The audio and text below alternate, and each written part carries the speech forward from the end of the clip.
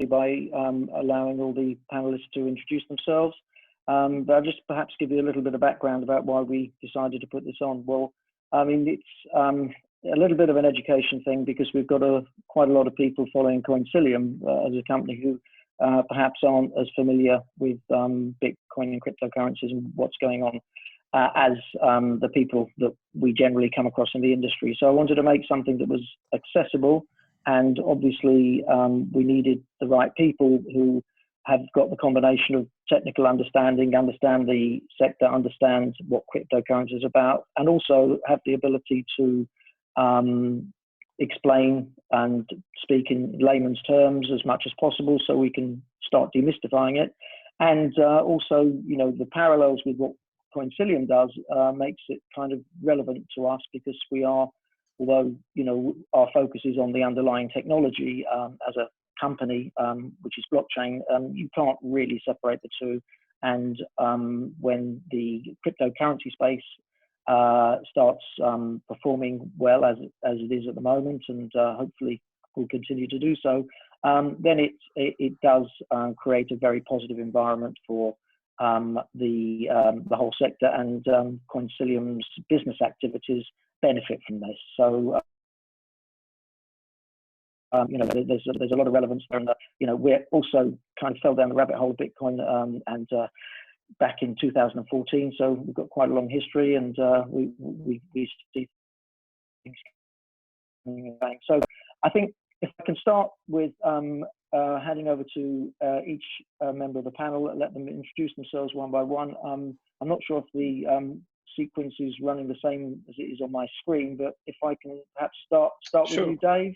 Perhaps introduce yourself briefly, and then we'll. Sure, Malcolm. Thanks very much for attending, and thanks also for our attendees who could make it today, this evening, this morning, depending on where you're joining from.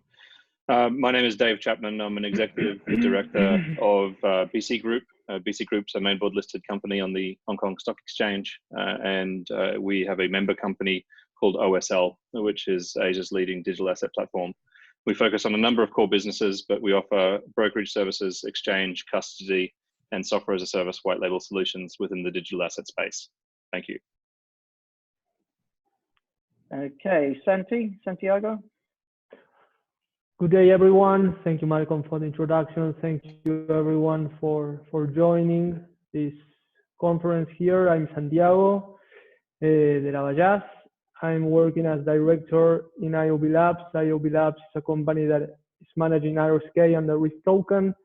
RSK is a smart contract platform. The RISC token is a token specialized in creating decentralized applications. And we are, of course, deeply involved in the crypto area since 2016, trying to generate sharing economies and trying to generate value and adoption with blockchain.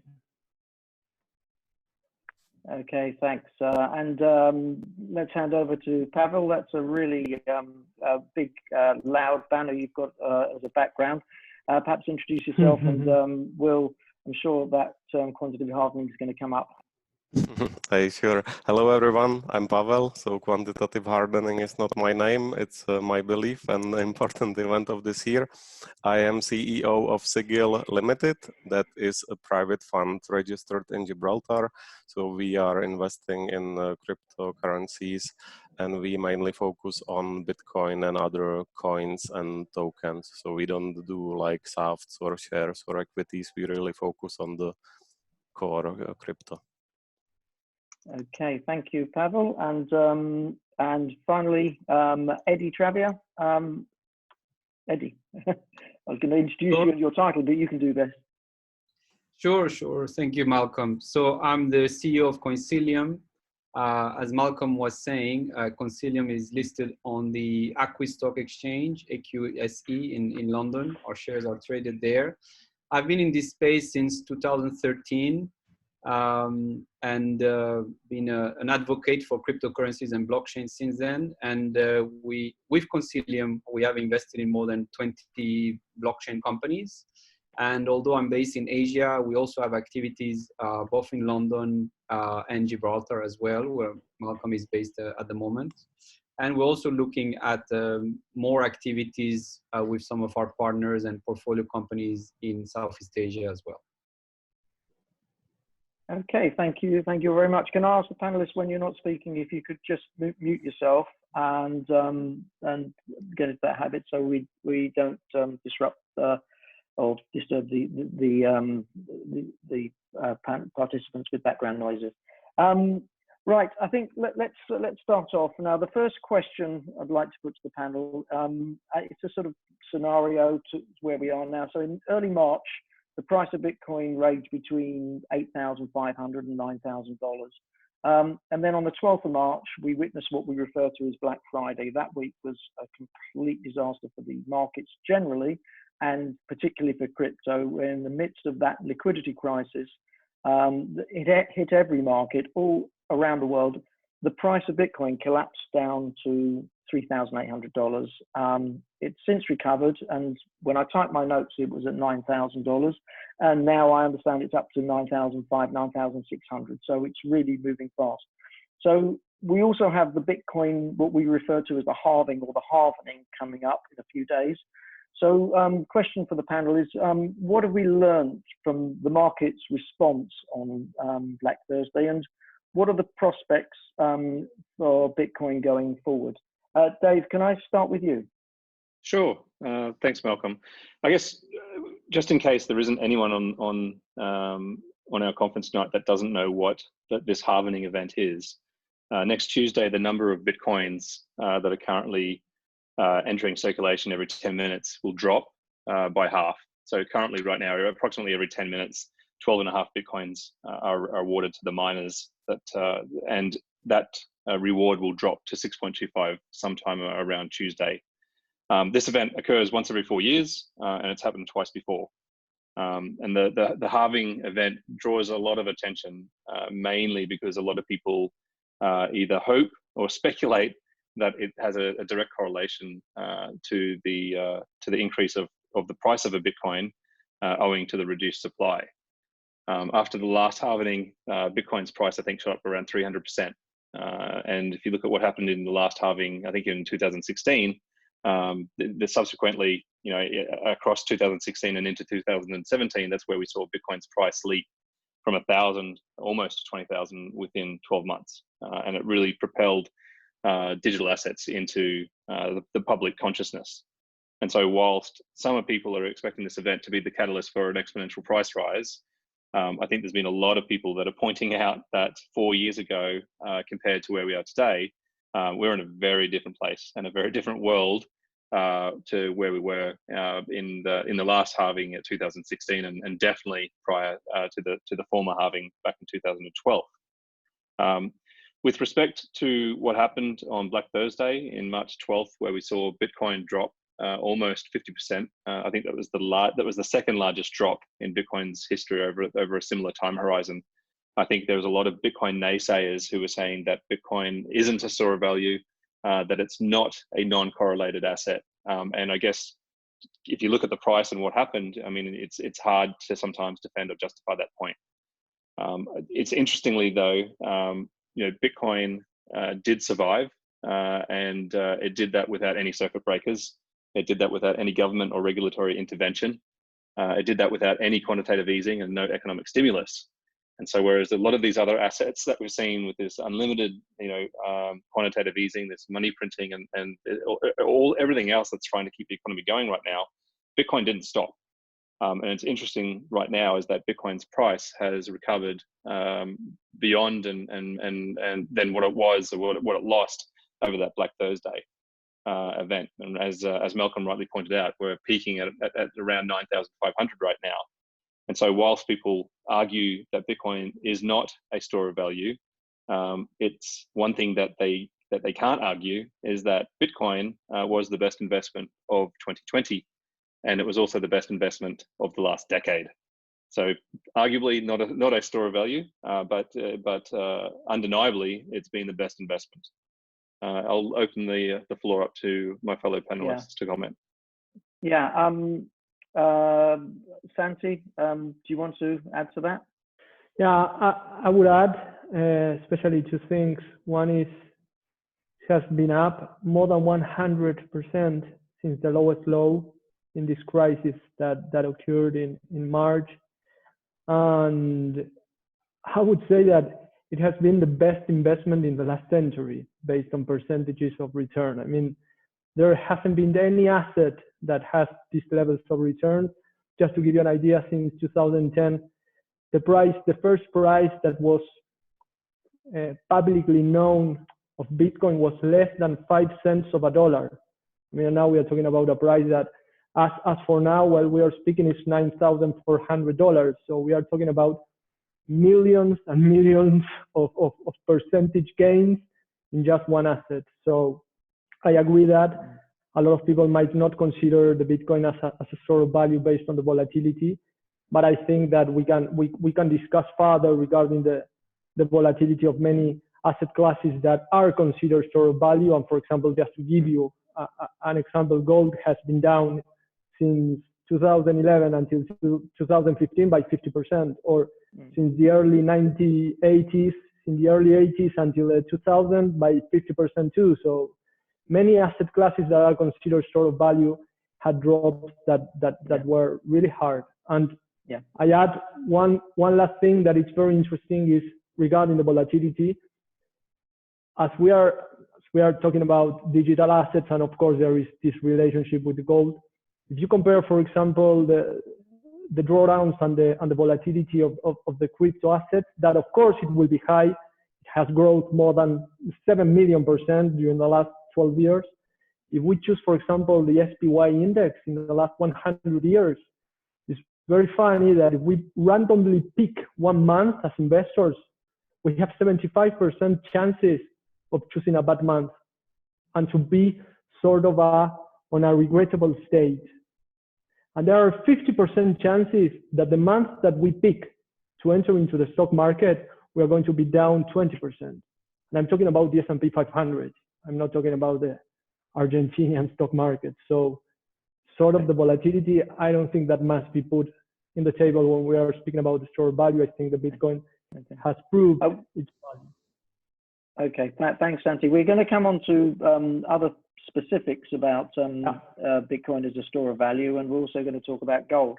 But Eddie, can I just ask you quickly, I mean, the market response, which was really what sort of we were thinking of, a lot of people just really looked at that initially and thought, I mean, even people who believe in Bitcoin were quite shocked about that. I think Dave covered pretty well the thoughts of those, you know, who perhaps think, well, if it doesn't kill you, it makes you stronger, which is what we've seen. Anything to add from that side?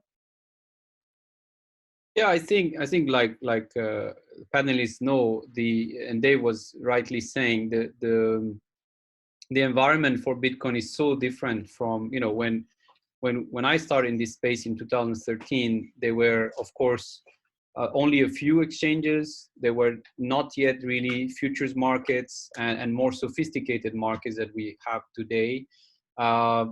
They were not, you know, these leverage products that we can see today all over in the crypto trading space. So I think that obviously played a role in the movements, and maybe the wider movements, you know, simply because in times of, let's say, crisis or perceived crisis, people will they're going to be careful with their leverage products first, of course, and then that can trigger other movements on the market. So without going technically too much, I think the fact that it bounced back nicely, steadily, it's another good sign that, you know, Bitcoin is coming out of this as a winning asset once again. I mean, 2013 was an incredible year for Bitcoin. 2014 to 16 less, but then again 2017 was another incredible year for this asset, up to the peak around the beginning of 2018. So I think hopefully we are in a cycle where we'll see other great years for this asset. Okay, and finally, Pavel, anything to add? Yeah, excellent. I think what Eddie just mentioned about this time frames and how we got there to this sell-off in March 2020, it's very interesting to look at the past 3 years and actually the significance of the US institutions. So you had this 2017 bull run where Bitcoin peaked at $20,000 all-time high. And then in 2018, we have this long bear market or crypto winter where we dropped to 6K and eventually to $3,000 per Bitcoin. So that was the time where like the strong hands and long-term believers started accumulating, and also the time when the US institutions and institutions globally started to dip their toes in the water and started accumulating Bitcoin. And the year 2019 was especially significant in this trend, where you could see the US institutions really accelerating the pace. And in 2019, we were able to declare that US institutions are in. Now, so just to give a couple of KPIs to this fact, in May 2019, Brian Armstrong, the CEO of Coinbase, actually shared the KPI in one of the conferences about Coinbase custodial solution. And he shared that they peaked and they exceeded $1 billion of crypto custodied for the US institutions. So back then, this was very significant number for the industry. And he also mentioned that the US institutions have been putting in $150 million per month of fresh money into crypto investments. Now, if you take this significance into the sell-off of March 2020, these US institutions played a significant role in this liquidity crunch. And let me explain why. So like we ended 2019 at the price levels of around 10,000. We even reached 12,000 during 2019. And as Malcolm opened this topic of the Black Thursday in March, we basically during 24 hours, we dropped from around 9,000 to 4,000. And there is a common consensus that this was basically a liquidity event, a flight for cash. And I just want to point out that these US institutions played a significant role in the pace of this sell-off because they had to sell. So if you look at the US and the Dodd-Frank Act that was introduced as a reaction to the last financial crisis, what it's doing, it's basically restricting US banks and US hedge funds from certain activities and from doing certain risky investments. And it is linked to something that is called VAR, or value at risk. So basically exposure to risky assets.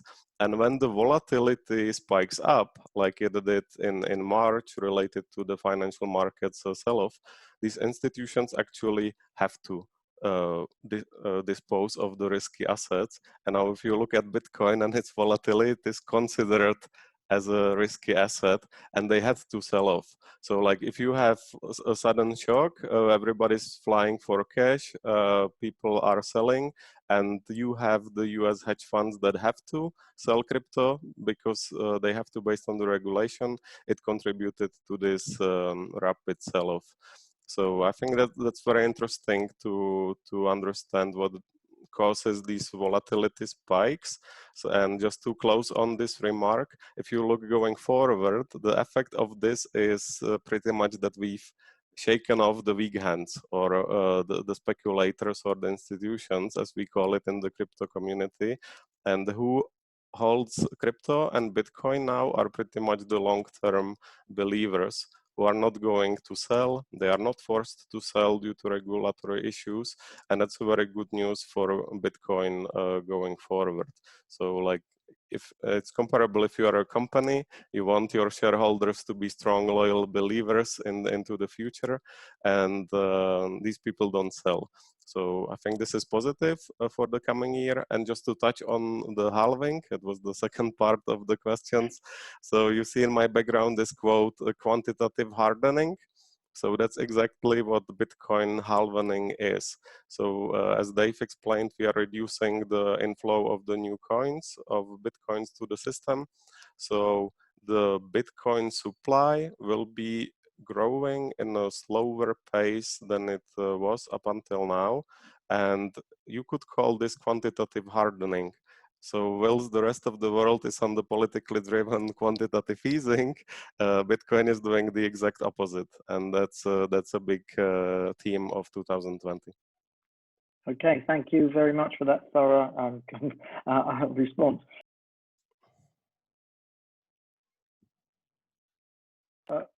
Sorry, I don't know if I was muted for some of that.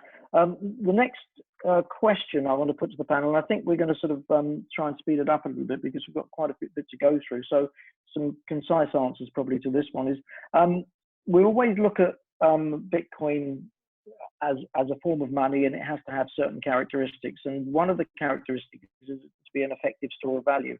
So we've kind of, I think, covered as much as we can do as in terms of how effective a store of value it should be conceptually, but obviously with the volatility side of things, it's not yet sort of up there. So if we could just sort of briefly cover this, but Santi, what's your view? Can Bitcoin be considered going forward a store of value? Okay, sort of we have been like throwing some lines about this, but yes, I consider that Bitcoin can be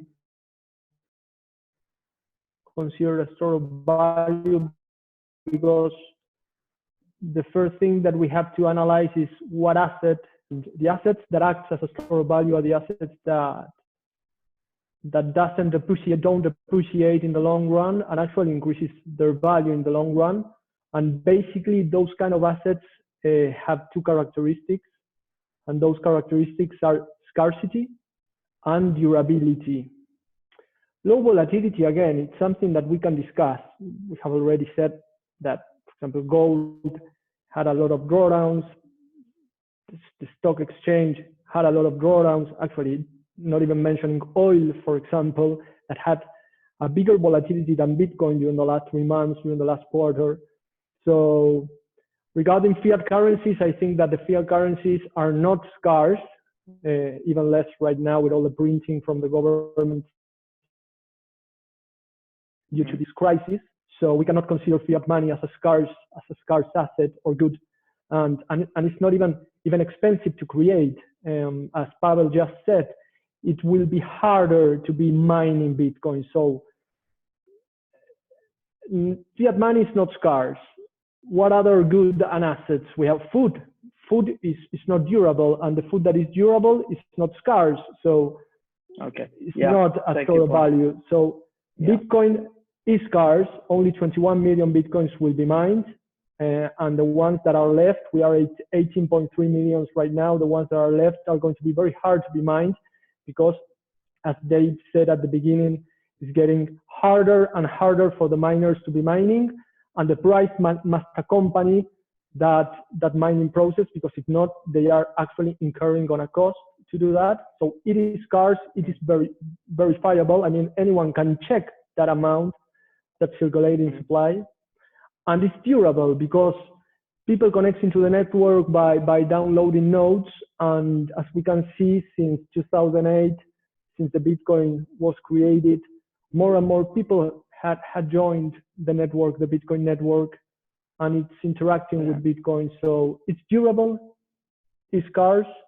So I consider Bitcoin, besides the volatility debate, as a very good store of value. Okay. Dave, what's your view? The one line would be, if you can stomach the volatility, then yes, it's a store of value. Okay, you can stomach the volatility. Eddie? Yeah, I think it's very interesting because, you know, if we look at the other stores of value, I know gold is going to come later on. So my quick word on that is that, you know, this is gold is like a legacy store of value, something we have seen for centuries, maybe millennia. Then if we look at well, both of them were saying, Pavel and Santi, if you look at fiat currencies, that's clearly imposed on us, and it is of course considered store of value for most of the world, really. I mean, most of the world is still saving in dollars or pounds or euros. So, but the big difference with Bitcoin is no one is imposing us to store value with Bitcoin. You know, Bitcoin has been created and people have been going to Bitcoin in a very voluntary way. I mean, Bitcoin is not even run by a company or by anything. So in many ways, what is really exceptional in Bitcoin as a concept, and Bitcoin, of course, as a working cash system and payment system, is the fact that no one is asking anyone to go and join and to hold Bitcoin for the future. And despite that, no one is imposing it as a central authority or a government, or even, you know, no pressure has been made on me or any one of us to hold Bitcoin.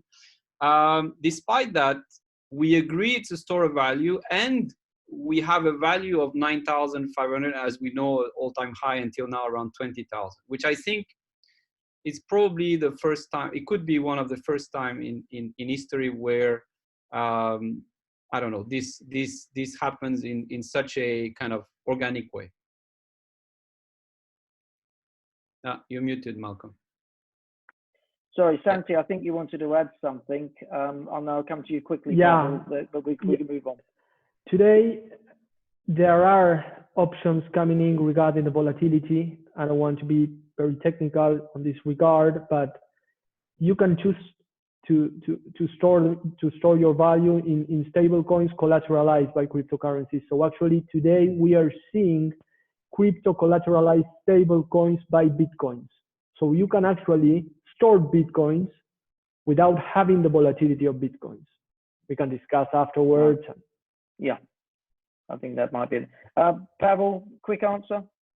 Yeah, just quickly. So that's a very good point, what Eddie mentioned about voluntary adoption by Bitcoin. And of course, money is a belief system, and Bitcoin is a digital cash, and it is designed to store value.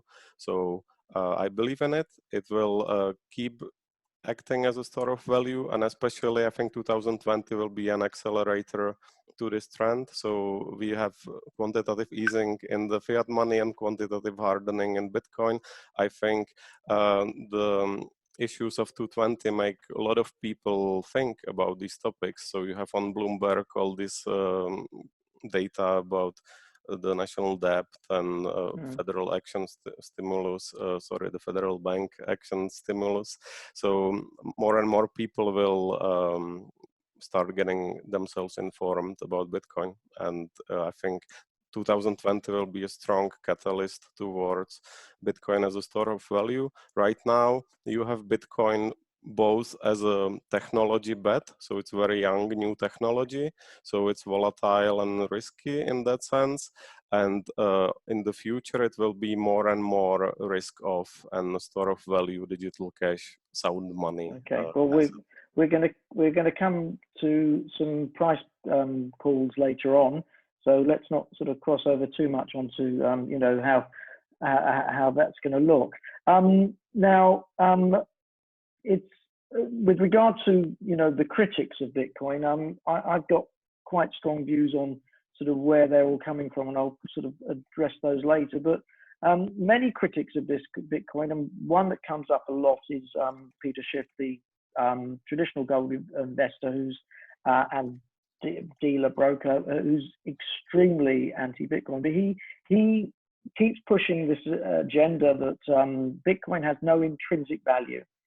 And I went away and sort of tried to get my head around this one, because, you know, it is a very interesting notion of intrinsic value, because it's the use of, there's definitions for it, but you could look at Bitcoin from a certain perspective and say it doesn't have intrinsic value because it's just computer code.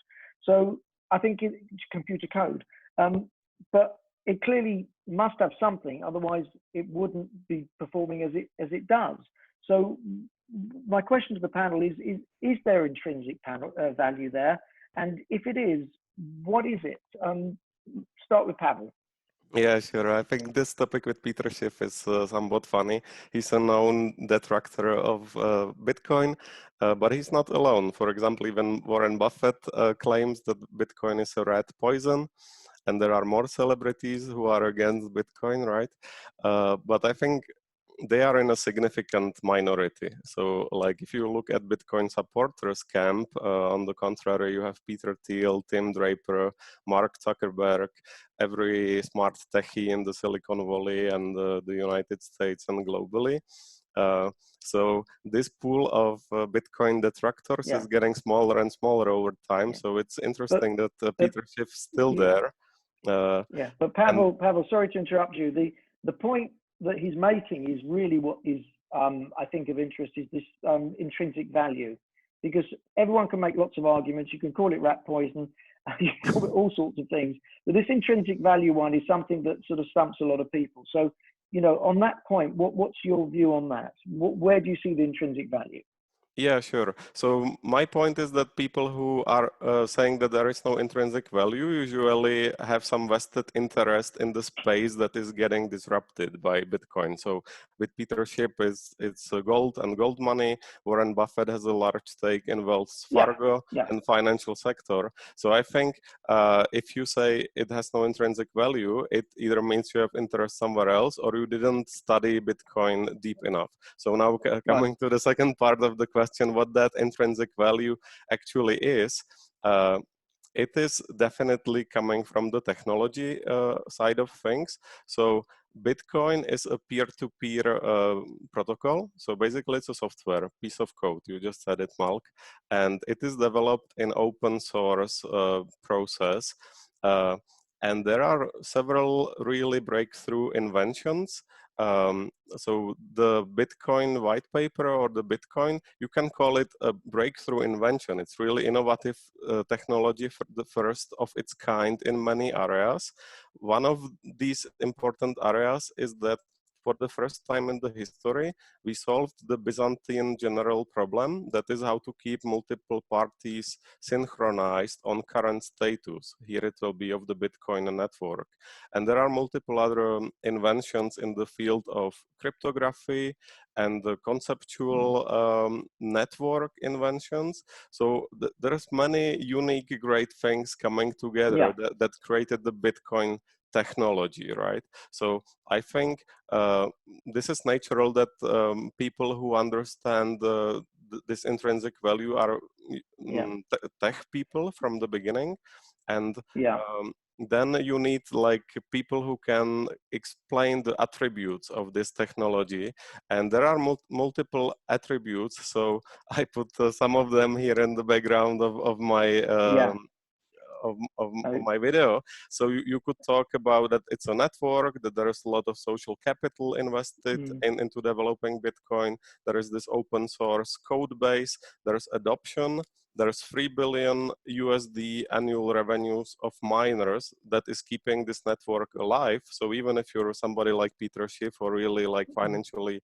oriented investor, you can say, hey, there's 3 billion US dollars of revenues of miners that keep it alone, even if you don't believe in the technology. And that's not necessarily, I mean, I get all that, but from a point of view of intrinsic value, sometimes you have to use you look at how it's consumed or how it's you know, something that's a little bit more layman can understand. Dave, can I hand over to you, mate? I was going to say, for me, intrinsic value comes from the ability for someone to accept what you're giving them. So if Eddie owes me $100 US and he gives me the option of taking $100 US, $100 worth of gold, or $100 worth of Venezuelan Bolivia, you're obviously going to take the US dollars first. I'll take the gold second. I'll take the Venezuelan Bolivian third. That's really, in my opinion, what is the intrinsic value and what's backing a currency. It's its ability to be taken and accepted by someone else. But, well, to an extent, yeah, for sure. I mean, what? I mean, you could argue what the intrinsic value of gold has, other than the fact that it's been around for centuries and it makes shiny things. As in regards to Peter Schiff, I mean, if he loves the stuff so much, why is he trying to sell it? Why is he always trying to sell it on his website? Yeah, indeed. Eddie. Eddie? No, I mean, yes, I think for me it's still yeah, I'm on the trust side as well. I mean, of course I agree with Pavel. There are a lot of technology and obviously we all benefit from using Bitcoin because of the technology and because it's so easy to transfer and it's kind of an internet native currency in a way. But obviously, if we don't trust it, if we don't recognize it as value, then it would be worthless today. So I think the intrinsic value is basically that trust that we all put in it. So I agree. I mean, I remember in the first years, many people were trying to determine the price of Bitcoin based on the price of the cost of mining it, etc., etc. But I think that these were just studies, and we are now moved away from there. And despite of the fact that it's not that cheap actually to mine, I think the correlation is not really there. I think the price is really now driven by a market, and the market, as we were saying, is more and more sophisticated as time passes. Okay, I'm gonna just move on because time-wise we're going to be pressed. But we've got to touch on this gold versus Bitcoin thing, and I've got a long history here. For those who don't know, I've been investing in gold since 2003.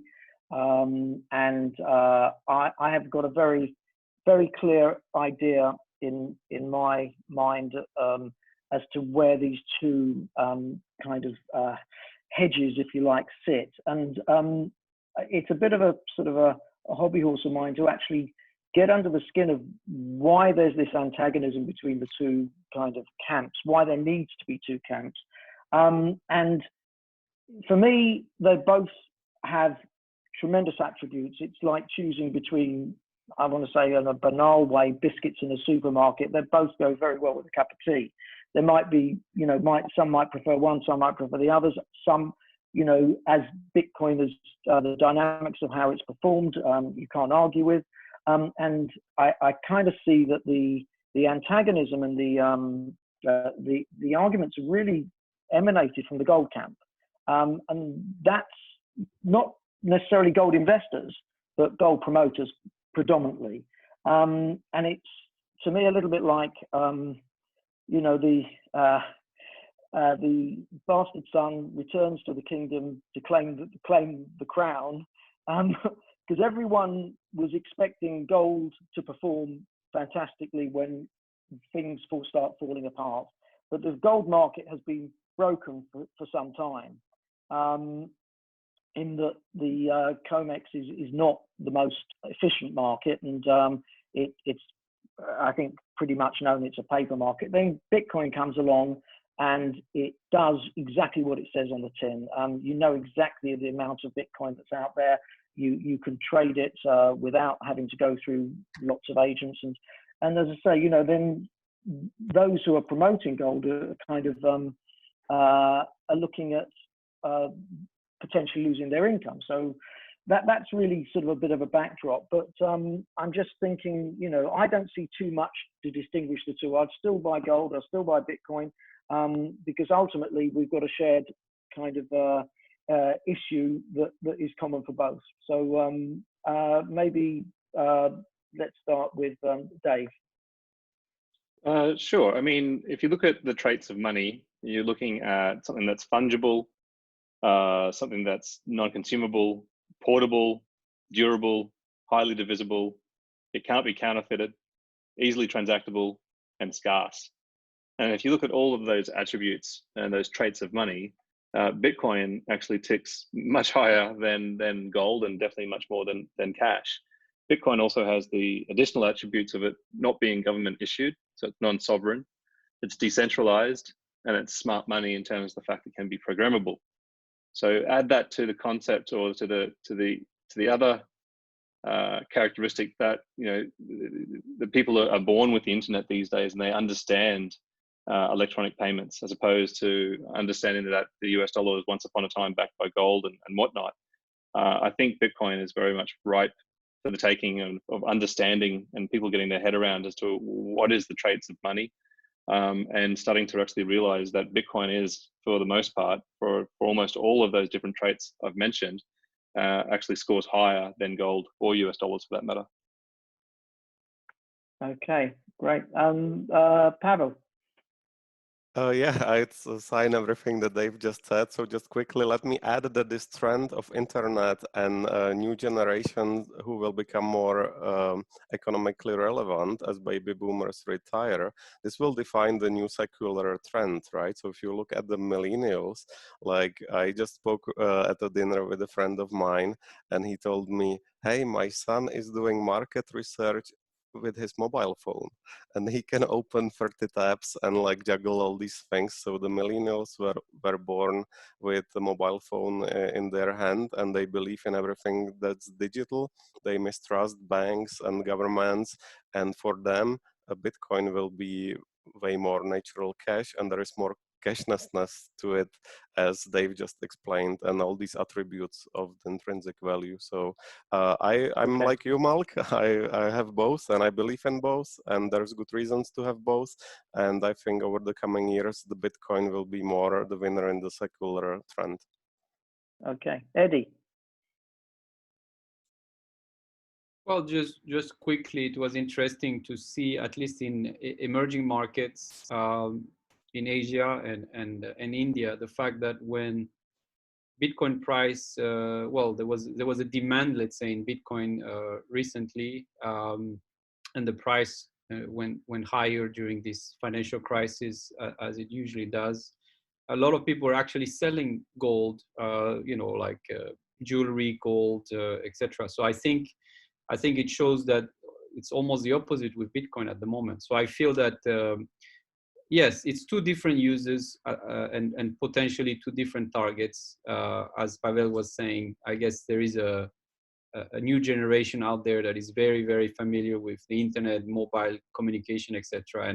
And for this generation and for this target group, I guess it would be much easier for them to use Bitcoin or digital currencies in general. Okay, and finally, Santi. Okay, just to add something else, I mean, when I hear everything, I read a lot about the difference between Bitcoin and gold. I mean, there is something comparable, is the scarcity. But besides that, I mean, someone brilliant during the last 12 years started speaking about Bitcoin as a digital gold, but actually the fact that it's portable and divisible gives Bitcoin the power of being a medium of exchange that gold is not, and it's not going to be. It was. I mean, civilizations were built on top of the gold standard, but I think that gold is a very good asset. It is.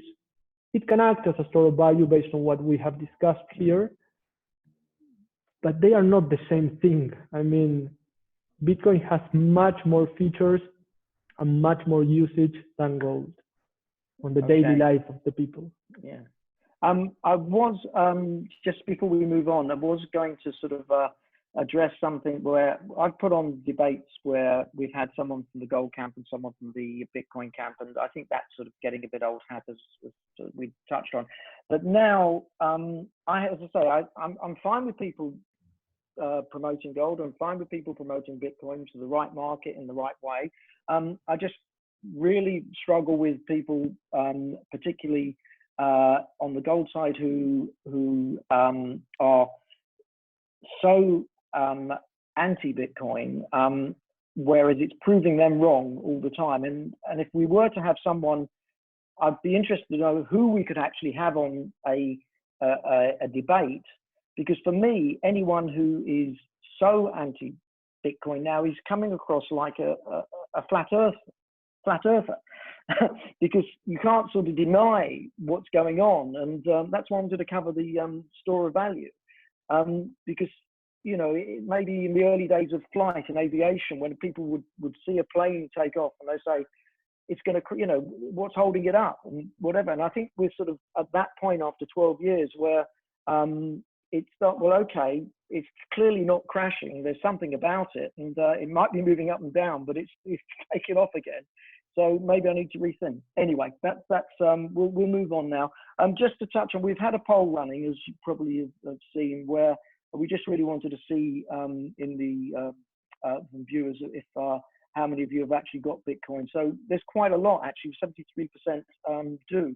And 27 are yet to be convinced. So let's move on to the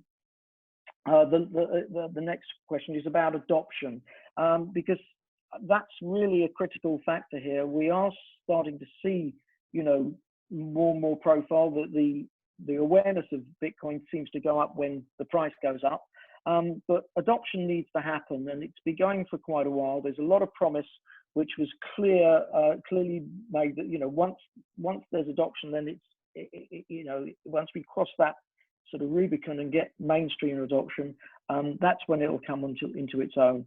So what will it take, do you think, for us to get to the point where we start seeing mainstream adoption? What will it look like? Will it be retailers? Will it be retailers accepting Bitcoin? Will it be people using Bitcoin as a currency alongside their national currency? Or, you know, what are the signs we need to look for? And is it really, has one of the main challenges on the regulatory side been, you know, are we putting too much emphasis on that? Yeah, so Eddie, perhaps you can kick off this one. Yes, I mean, in the early years of cryptocurrencies, I guess regulation was really central, because a lot of startups in the space couldn't get bank accounts or couldn't get proper kind of licensing, or, you know, they were worried that they were on the wrong side of the regulation, and some of them unfortunately were and had to shut down and couldn't really, you know, continue their activities. And so many bank accounts have been shut down by throughout the years since you know, companies started dealing with cryptocurrencies. But this is, well, I'm not going to say this is improving everywhere, but it's improving in some parts of the world. And for example, in Gibraltar, where you are, I mean, it's good to see jurisdictions taking a proactive stance and actually, you know, trying to make sure that the legal and the compliant companies can actually thrive and grow, and make sure, of course, they're complying with all the anti-money laundering rules, etc. So I think we're getting there in that sense. Despite the fact that sometimes the licenses are difficult to get, like the BIT license seems kind of difficult by what I read. But in terms of adoption, obviously, it's all down as well to how easy it is to use. And I think that's interesting, because my own experience, for example, with computers, you know, my generation, I had a computer when I was 13, 14 years old. It was very basic, and actually that's the name of the program language you could use back then, called BASIC. So my feeling is it took a long time before personal computers and computers were actually adopted as they have been all over the companies, students, personal, etc. And many huge companies, and including IBM, etc., famously didn't see that market coming, the personal PC. So I think we have to give at least the sense that adoption always takes long. Adoption always takes long. And despite the fact that, to me, using a computer in a way was most probably more complicated than having a wallet, especially with what, you know, and again, talking about generation gap here, you know, my parents probably at the time were not really interested in computer or anything like that. But I would say that today, I hope my kids will have, you know, it would be very easy for them to have Bitcoin wallets or other cryptocurrency wallets. Talking about wallets, I was looking at the numbers today on the blockchain.com. This is just one of the wallets, blockchain.com, but a popular one in Bitcoin. 1 million wallets back in January 2014, almost 50 million today. We're getting to 50 million, it's about 48.5. We know it doesn't mean one person for one wallet, but still the curve is beautiful. You know, it's a beautiful curve, and it shows huge interest. And this is just one wallet today, and we know there are wallets, many wallets, different cryptocurrencies, etc. So I think adoption, we're getting there. It takes time, and basically I think it's part of the process. Okay, Dave. Very quick answer, Malcolm. I truly believe that Bitcoin is at the same point of its life and adoption as where the internet was in the early 90s. You know, a lot of people, it was hard to use, it was expensive. People really didn't understand it. People didn't understand what you could do with it. People certainly didn't understand the applications or the innovation that would be made on top of it. Fast forward 20 to 30 years, everything from finance, entertainment, commerce is now all done on the internet. And I think that that's really where Bitcoin is at. It's still like, okay, this is cool. It is geeky. It is hard to use. It's still requiring global regulatory clarity, which we are finally starting to see. It does require better custodians, and it is difficult to manage your own money. But I think with a combination of maturity, user experience, regulatory clarity, quality custodians, and people just starting to acknowledge the ability to transfer value anywhere in the world, 24 hours a day, 7 days a week, without an intermediary, people will start to actually really starting to see the value. So if for those in the panel, sorry, for those that have attended and believe that they've missed the boat, despite Bitcoin admittedly being a high risk investment, personally, I still think it's the very start of its trajectory. Dave, just on that point, can you envisage any kind of applications, particularly say in the trade and the money transfer side, that we actually, what will they look like? Because, you know, we don't really see them yet, and there's a lot of companies with vested interests in this space who are actually providing that service, legacy companies. So what do you imagine would make it kind of crossover and the kind of experience for a user be so that they could actually, it could be straightforward and simple for them?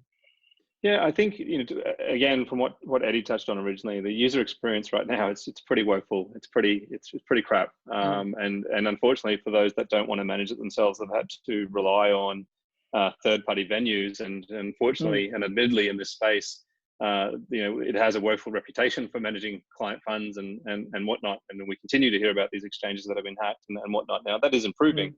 But I think we're a long way away before we finally stop hearing about people losing their funds as a result of storing their money in these third-party venues. It is going to improve.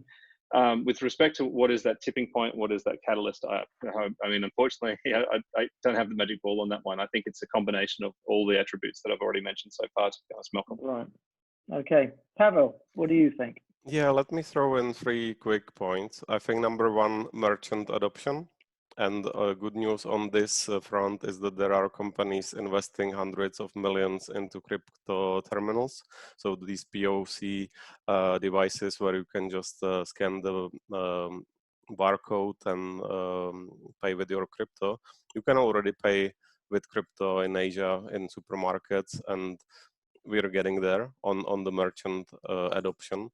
Second point is the scalability, meaning instant and cheap transactions. Here we have the Lightning Network technology and around 50 other tech projects on the Bitcoin core that we will not get into details here, but I can reassure everyone there is the best minds of Bitcoin technology are working on this every day. And just to close on this, it takes time. This is also normal in the open source effort that you keep grinding a decade or 2 decades in a linear step-by-step progression. And eventually when you reach this UX and user friendliness peak, so your grandmother can use it, then everybody starts using it. So a little bit like 5 years ago, you've seen your parents and grandparents appearing on Facebook. We need to get to this phase with Bitcoin, and you will see that we are really getting at the parabolic part of the adoption curve. Like, in fact, social media hasn't yet peaked. So like we are still seeing a lot of growth. It's coming from the rest of the world. So it kind of peaked in Americas and Europe, but it really takes decades to peak. So if you like, for example, follow Gary Vaynerchuk, and he's talking about the peak of social media, how he already in 2000 and 7 abandoned YouTube because he thought it was late, and some other competitive platform offered him a good deal to start producing content there.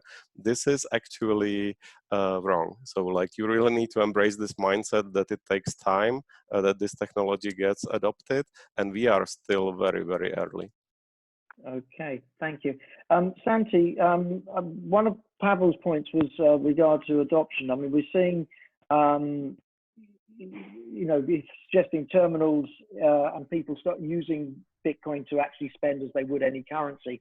My view, I'll let you say what you want to say as well, but my view is that, you know, there's Moore's law, which is, I think, bad money, good money drives out bad. I'm not sure what it is, but basically the actual order of that. But what it means is that people usually spend what they don't want rather than, you know, and they're likely to save their gold, save their crypto. So do you think that's something that would hold up adoption, and are there any other aspects you want to add to that as well? No, I think that what's holding up adoption right now is the UX, is to have a user-friendly device and actually better rails to access to crypto assets, to cryptocurrencies, because as they have mentioned right now, you can pay in the supermarket with any stable. For example, let's speak about Bitcoins. Suppose that a supermarket allows you to pay in Bitcoins. Okay, but you have to buy those Bitcoins first. So where can I buy those Bitcoins? Okay, you can buy those Bitcoins on this exchange from this remote island. Okay, you have to transfer fiat money. So at the end is, okay, take €1, give me the Coke, you know. So yeah. It's so hard to get into to exchange. It's getting easier. We are working there, and as Eddie mentioned before, I mean, the amount of accounts that had been the amount of accounts on the Bitcoin network have been growing. The amount of users have been growing. The amount of users actively trading Bitcoins had been growing. So the safeness of the network has been growing. The hashing rate has been growing. So all the statistics of the network shows that it's growing. A lot of people entering into the network is starting to use Bitcoin, but we need a better and a more user-friendly application in order to get a real adoption. And as Pavel just mentioned, to have your grandmother paying with Bitcoins in the supermarket. Yeah. We are going to be there at one stage, because we are, and everything shows that we are walking through that path, but it might take more years, and also a lot of government support and institutional support to be there based on regulations. Santi, you mentioned excellent point about this UX. I think we should also talk about access points, because if you think about how you access Bitcoin nowadays, so there are essentially 3 ways. So you need a wallet, and this wallet can be some paper wallet, hardware wallet, so like Trezor, Ledger Nano S, or coming to the second point, it could be some kind of application. So you have Revolut, you have Tap, you have other platforms that are basically letting you use their service. You have Coinbase, obviously, and then you spend your crypto with a plastic card or via software interface. But there is also, and that's very important, access point from hardware. So you already have HTC phone with a Bitcoin full node built on it. It's still a little bit clunky because it's early, but I think in terms of the access points and how you interact with Bitcoin, that actually the hardware devices, the mobile phones, will be a winner in here, even though they've been late to the party. So that's funny. I agree. They could be a winner because they're the most natural way. So essentially Bitcoin will become a bank in your pocket from your mobile phone. I agree. Imagine if you have to explain your grandmother to use MetaMask. Right. or one step forward. Imagine if you have to explain to your grandmother that she can pay in the supermarket with a stable coin called, I don't know, quantitative hardening stablecoin that runs through the Ethereum network. So she also needs to buy Ethereum to have gas to pay. So it's like those kind of things must be resolved before we are talking about huge, massive adoption. But we are working on several aspects, and at least on RSK and Reef, to mention that, to facilitate the common people. Yeah. Yeah. The other okay, that's all great. I think what we want to do now is we want to get to the sort of the juicy bit, which is the really where you're going to stick your necks out and give us some price targets. And before we do that, I just want to go over to the poll, the next poll, second session of the poll that we've been running, which is yeah. So out of everyone polled, although if you haven't completed it, please do. The first question is, are you likely to buy cryptocurrencies in 2020? And at the moment, 73% yes and 27% no. So there's a lot of interest. You know, almost 3/4 of the room are keen on that. The second bit, which is going to be interesting, so I'd like to see what the audience think, because we've got price targets from for 2020. That's really not necessarily where it's going to end up by the end of the year, but you know, over the course of this year, are we going to see the price, you know, around the 0 to 10,000, 10,000 to 20, 20 to 50, and 50,000 plus? And I think the majority of people so far, 60% say 10,000 to 20,000. So 60% don't believe it's going to go through the peak. What's let's go through the panel. So you're going to stick your neck out. I mean, I'm not going to give you parameters and just say what you think it is. And if you want to back it up with some justification, please do. Start with Santi. I really, after seeing great traders and a lot of people failing to predict the price of the Bitcoin in the market, I think Bitcoin, I'm bull in the long run. I think there is a lot of resistance in the 12, 14 level price. But I think that if we are able to break that level, we are going to reach the 20,000 level very fast. And I'm not going to say we are going to go to 100,000. No, I think we are going to be there right away. I don't even think if we are going to be there anytime soon. But I think that the challenge here is to break the 12, 14,000 level area. And if we can do that, we are going to enter into a very interesting bull run. Okay. Pavel. Yeah, so I expect Bitcoin to trade in the 7 to 13,000 corridor for the 2020, and I expect it to break the all-time high in 2021. So if you look at how the previous halving played out, it usually takes time for this new economy between supply and demand of the coins to play out. So I definitely expect a big bull run in 2021. I'm a little bit more cautious slash neutral in 2020. So if I should choose from these options in the poll, I would be somewhere between the option 1 and 2. So yeah, so probably in the option 2, that the peak of 220 will be between 10 and 20,000.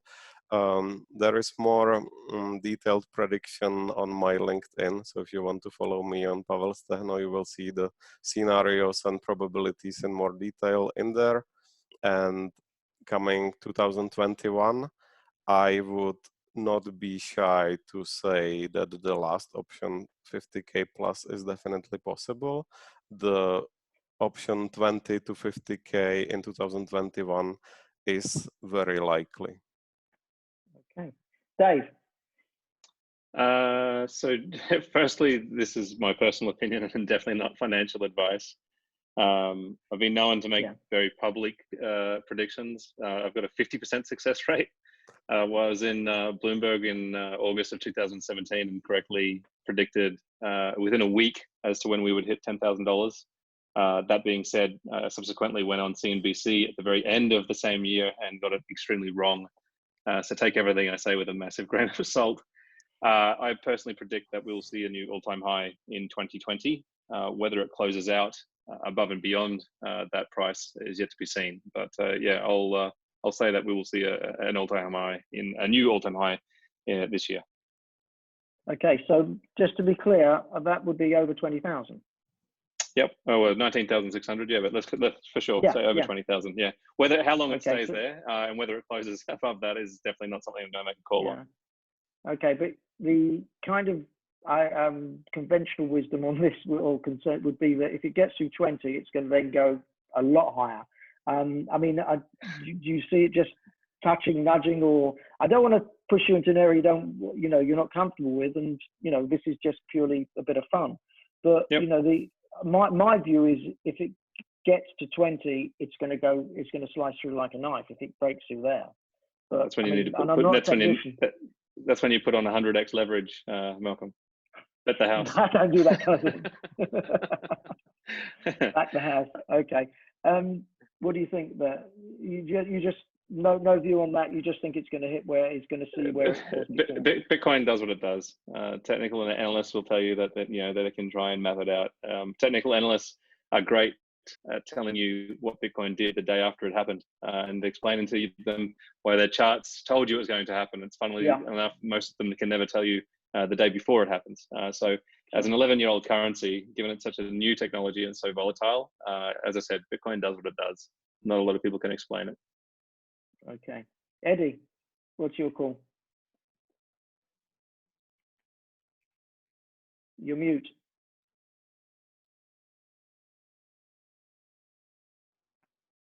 Eddie, you're on mute. I don't think you can hear me. Can you hear us, Eddie? There you go.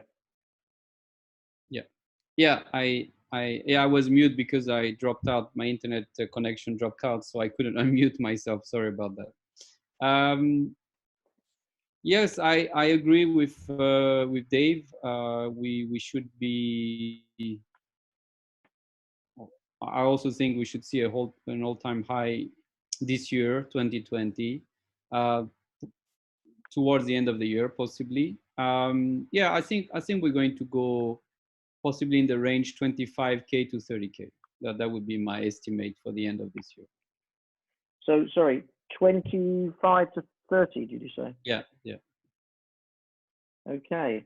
So I just want to run through those again. So Santi, sorry, I didn't make a note of your... No, because I didn't want to say it. I just said that there is a huge resistance in the 14 level. No, yeah, I believe that we are going to be in the range of 20,000. Yeah, between 20 and 30,000. Yeah, I agree. I agree on that. Okay, so over this year we're going to get 20 to 30. Pavel, you see 7 to 13. Dave, you think we're going to flirt with the all-time high, possibly go through it, but you're not going to be pushed any further on that. But Eddie is talking 30,000, 20,000, 25 to 30,000. My view is I think I agree with Dave in terms of actually getting to that level, but I'm not 100% sure it will, because I think there's a lot of chopping to go through to get us there. But I think it's highly possible, and it wouldn't surprise me. But I do think if we do get to 20,000 plus, it's going to spike.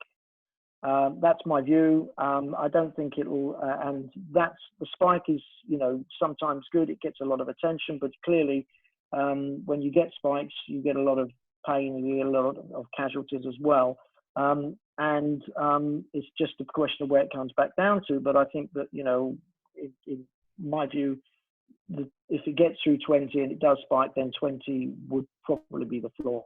It might drop a little bit back, but that's it. But I think if it's this year is kind of, or this event, this financial crisis we've had is what Bitcoin was designed for. And if it doesn't perform now, it never will. But it is looking like it's doing so. So thank you. Bitcoin, thank you guys very much. Bitcoin was born during the financial crisis of 2008. So yeah, exactly. And this is really, a little bit worse. Yeah. So well, thank you, gents, for that. That's fantastic. Really appreciate your input. We're going to hand over to the audience now of participants to see if you've got any questions. There's a Q&A box. I have been asked by one attendee, anonymous attendee, for a specific answer on a Coincilium related question, and I'm very happy to answer that, but it won't be in this forum. And I'll write something that hopefully if the box is still open, but if not, I'll put my email address there, because I wanted to, we designed this this forum to be specifically on Bitcoin, and we're sponsoring it, so we're not sort of, it's not for us to promote the company. Anyway, but I will give you my email address, and I'll be very happy to answer that. And we might well do another session, which is going to be specifically Coincilium related. Okay, so if we've got any questions from people, please feel free to send them in.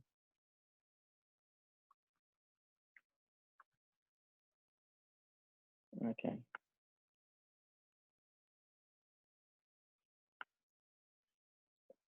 Well, we haven't got any yet.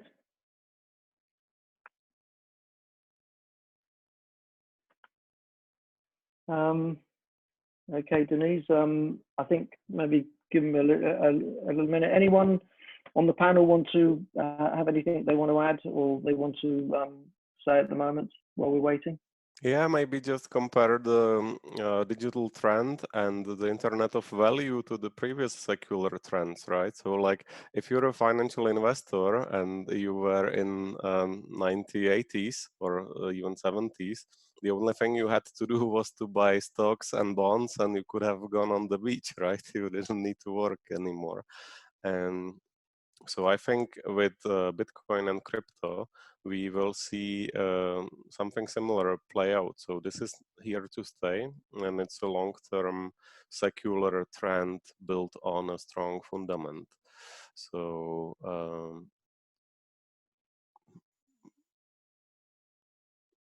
so as we don't have questions yet. Yeah. Okay. Well, we got one here. Mm-hmm. We've got a couple now. Someone, anonymous attendee, suggested perhaps it's the uncertainty over how to buy, invest in Bitcoin that's holding it back. I think Completely agree. Maybe all unmute yourself and jump in. Yeah, I mean, it's definitely a barrier to entry, 100%. It's like I said before, it's a difficult to acquire, it's difficult to hold, and it's difficult to sell. But you know, as it does mature and as it does gain adoption, especially from traditional finance, and we're starting to see that slowly and surely now. But you know, we over the last couple of years, we have started to see private banks have started to pick up Bitcoin and starting to offering that to the consumers. I personally believe, and I'm happy to place a wager, that we actually see a large Asian investment bank actually adopt Bitcoin and crypto and offer it to their consumers this year. I think that'll be a game-changing moment. Right. Actually, you see them? Sorry. Go on, Santi. No, I was going to say, actually, Eddie told us the other day regarding the China government and the adoption in several cities regarding the technology of blockchain, you know, and that might be also an incredible step for this technology to be used by the mass amount of people. Okay. We've got a few questions now, so we can move on. The next one, Andy Morrison. Whilst the supply of Bitcoin is limited, is it not possible that the supply will be increased by other currencies? I'm not entirely sure. Maybe anyone on the panel? Yeah, I think this question is coming to the direction that you can fork coins. So we saw Bitcoin fork to Bitcoin Cash in 2017, and then to 3 more Bitcoin, let's call it shitcoins, directly. And I agree, you can fork the coins, but then the value of these new coins will be determined by the people. So the social capital or the adoption will decide if these coins have any value. And it's fine, you can have multiple coins, and definitely this will lead to increase in the total market cap of cryptocurrencies, and it is for us and the users to determine if we see value in this coin. So you can see that I personally see no value in other Bitcoins than Bitcoin, maybe a little bit in Bitcoin Cash if they can manage a good adoption in Asia. And that's just one opinion. So if the coins fork or if the new coins are created, it does not in any way hinder Bitcoin. It doesn't reduce the usefulness of Bitcoin. It does not add new Bitcoins. It will add a new coin, right? And if that new coin is valuable or useful, that remains to be seen. Okay, so it's really, it has to stand up on its own merits. It's not purely by forking and creating a lot of new coins on a new fork, automatically going to be comparable with Bitcoin. I think actually the fact that we've seen the Bitcoin forking so many times and what has happened to these Bitcoin pretenders is one of the things that really increased faith in the Bitcoin itself, that these forking events don't matter too much. Yeah. Okay. Anyone else on that point? No. Okay. So next question was Kenny says, do you think that Bitcoin will drag the rest of the cryptocurrencies along with it, or will it disconnect from the other cryptos? I can say something about that. I think that it has already been happening during the last 2 years, that Bitcoin has been more important in terms of usage and adoption than other cryptocurrencies. And at the end, I don't know if it will remove all the other cryptocurrencies. I think it won't, but I think very few will remain. And I think a lot of things will be constructed on top of the Bitcoin network. And there are a lot of options. I mean, RSK is one of that option to build technology on top of the Bitcoin network without the need of going to another smart contract platform, another token, another technology. I mean, Bitcoin provides all the technology and all the opportunities to build on top of the Bitcoin network. So I think that, yes, I think that it will increase its adoption, and the other currencies, a lot of our other currencies will disappear. Yeah. I think that answer to this Kenny's questions is yes and yes. Bitcoin will drag the rest of the cryptocurrencies up, and it will also disconnect from other cryptos. So why it will drag the rest of the coins up is basically that Bitcoin is the denominator of the crypto ecosystem. So on most of the exchanges, you still have most of the pairs linked to Bitcoin. So if Bitcoin goes up, all the coins go up with it, unless you decide to sell your positions in the altcoins and consolidate them into Bitcoin. And so the second aspect of why this is a yes to the first part of the question is that the Bitcoin bull run serves as the best marketing to the public. So when Bitcoin is on the go, you have all these Bloomberg headlines and Reuters and everywhere in the media, they're writing about it.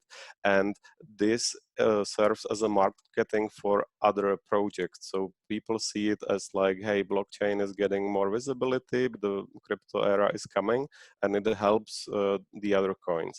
And now just quickly on the second part of the question, we are definitely approaching the decade where fundamentals will matter. So in Sigil Fund, we look deeply in the fundamentals of every coin. And like most of the coins that people know, we don't have or already sold because we don't believe in the fundamentals.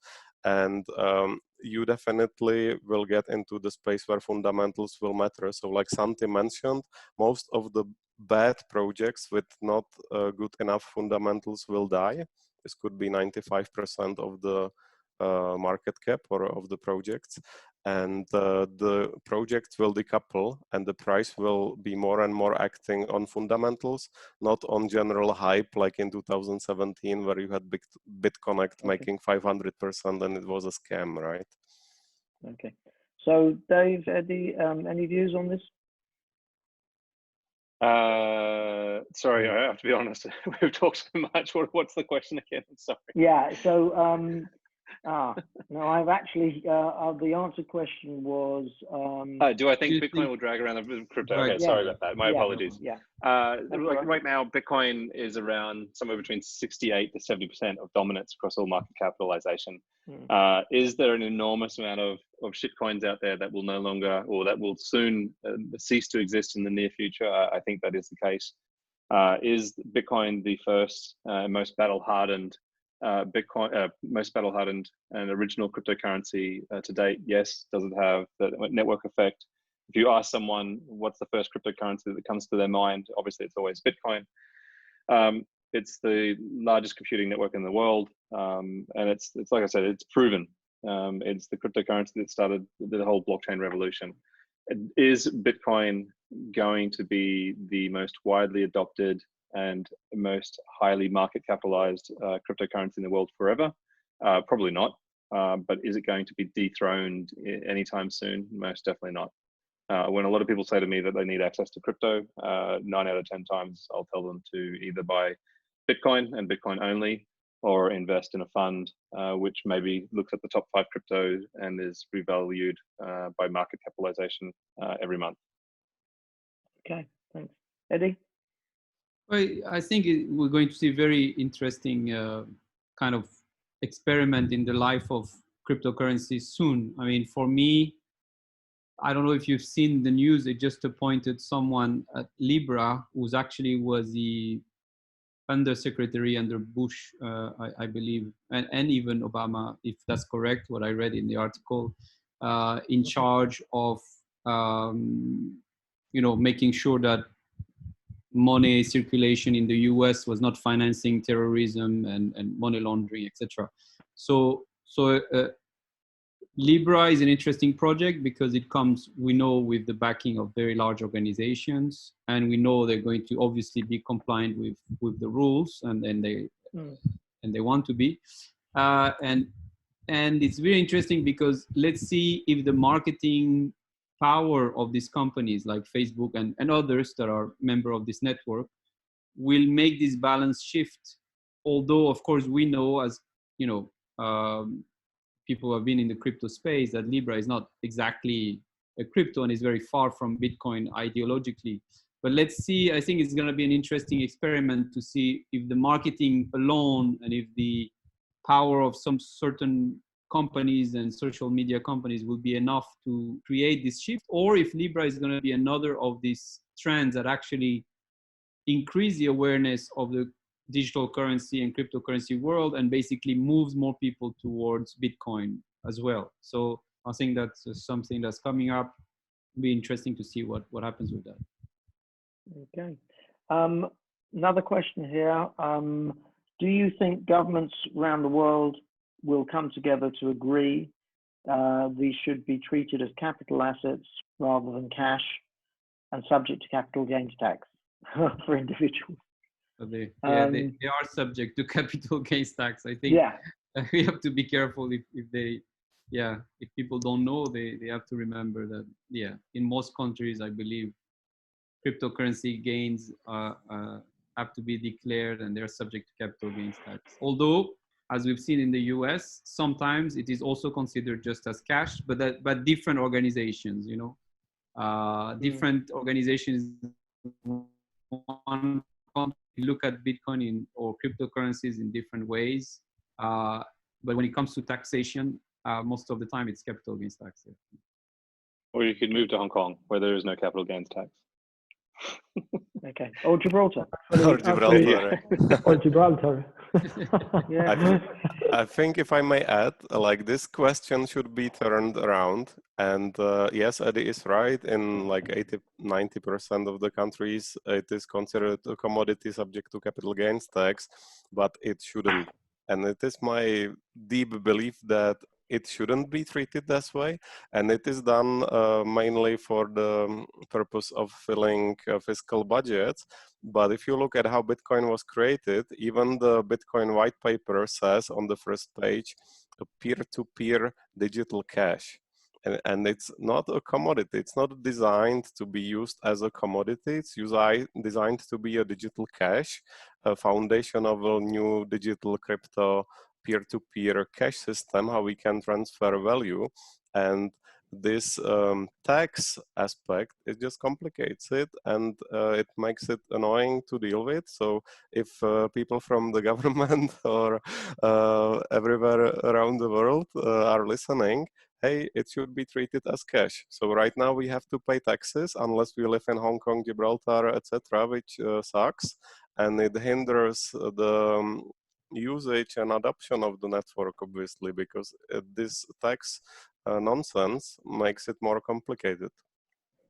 But how effective that view is going to be in influencing people, I wouldn't like to bet on. It is how it is. But I see, if you look at it as a currency, then it has to be treated as another currency. The only thing is, it's obviously not issued by a state, so you're not going to get necessarily a state to agree with that logic. One other question we've got here, which I think Dave has questioned. So I think I've got Andy says, not specifically about Coincilium, but what do the panel think about the future for Bitcoin equities in 2020? Well, I think if you're perhaps referring to companies that are in this sector, this space, because Bitcoin kind of is, I'm not sure if there are Bitcoin equities, as Dave said. So yeah, maybe he's referring about Bitcoin ETF, sort of speaking, or yeah, because we said, what he's saying, not specifically about Coincilium. So if Coincilium is a public company and our shares are considered equities, so you know, they trade on the stock market, and there are not a whole lot of companies in that are in our sector that are publicly listed, and they fall into various different categories. So I think maybe if we cover two understandings about, one is Bitcoin ETFs, and others sort of companies with public companies where you can buy shares that have got exposure to the sector. I'll sort of address that. I think that you know, from Coincilium's experience, when the price of Bitcoin goes up, Coincilium share price goes up, and I think the general logic is that if what's good for Bitcoin is good for Coincilium, because we are focusing on the technology, but we're also have exposure to the space, and when the sector's doing well, then there's a lot of opportunities for Coincilium to take advantage of, and we, you know, us and our investments. Malcolm, if I may, I mean, just yeah. I do share that view. If you look at our parent company, BC Group, you know, on the Hong Kong Stock Exchange, its ticker is 863. If you're not trying, if you don't want to try and find the gold, you know, arguably the next best thing is to, you know, invest in the company that's selling the picks and shovels. So I mean, there is definitely, it's one way to get exposure to an asset class without having to potentially worry so much about the volatility or having to try and pick a winner if you're not so much believing in Bitcoin in itself. So there's definitely, I would agree with you, Malcolm, it is definitely one way to get exposure to the asset class. And as I say, there aren't that many listed companies that have got that are in this sector, that are sort of genuine in the sector. We've seen a lot of companies change their name and put blockchain and Bitcoin in it just to see if they can give themselves a bit of a pump. But there are very few. And how long have you been listed? We took controlling stake of BC Group in the beginning of 2018. And then we created OSL as its digital assets arm immediately after, and we've been playing in that arena ever since. Right. Okay. And have you seen your share price mirror performance of Bitcoin to a degree? To a degree, 100%. Also, probably with certain announcements that we've made over the time, with respect to licensing and you know, product releases and clients that we've onboarded and so on. When there have been public releases and people do acknowledge the fact that there is real, legitimate, incredible players entering this space. As I say, if they are not 100% convinced, or they want an alternative way to get access to this asset class, purchasing the stock of listed companies that are you know, playing and dominating this space, it definitely piques a lot of interest. Right. Okay. I think one additional parallel here is like you can look at the gold and gold miner shares, right? So if the price of gold goes up, the gold miner shares should go up even more because it will create a multiple on their margin. And it is to a degree similar, obviously, in a Bitcoin space. But I would also say that these custodial and other companies, like even our fund, they are just kind of interim tool for lazy people or people who don't want to buy the Bitcoin themselves, like set up the exchange and have the wallet. So I would always encourage everyone to hold their private keys and hold their Bitcoin, because when it's designed as a peer-to-peer digital cash, you should hold your private keys and it should be you in the possession of your Bitcoin. Obviously in the interim phase, a little bit like cars were driving on the sand roads, it is fine to use all these bridges that give you exposure, but I think intellectually and from the perspective of self-autonomy, it is also important to encourage everyone to dig in the rabbit hole and understand Bitcoin and try to hold it yourself. Okay. Well, we're coming up to what is here 5 o'clock and 4 o'clock London, and very late in Southeast Asia. So I think we can wrap it up now. Does anyone have any final soundbite comments to make? And thank you all again for my panel for participating. Thank you, the audience, for taking the time to listen to us. I hope you found it informative. But any final words from the panel? Thank you very much for arranging this, Malcolm and Coincilium. Thanks for the attendees that have joined today. Hopefully it's provided some insights. Hopefully it's been entertaining, and thanks very much. Thank you very much, Malcolm, and thank you very much, everyone, for joining. Thanks, everyone. I think it's positive that 2/3 of the audience stayed with us even for longer. So thanks to the fellow panelists, and thanks to everyone for attending. It's been a pleasant 90 minutes. Yeah, I'm sorry we can't offer you any refreshments. Eddie? No, I just saw there was a question about somebody who wants to pitch. Maybe we can just give the general email address of Coincilium. Well, you can type that in. Yeah, if you want to type that in. Who is interested. Yeah, we can type that in.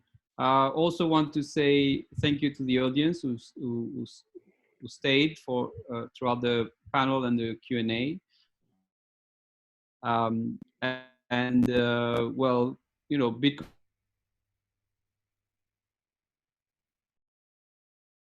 Okay. Thank you to the panelists and to you, Malcolm, for moderating, and to Denise for helping us with the panel. Thanks. Yes, a big thank you for Denise for holding it together in the background. You can come back on camera now. Great. Thank you. Thank you very much, everyone. Bye-bye. Thank you, everyone. Cheers. Bye. Bye.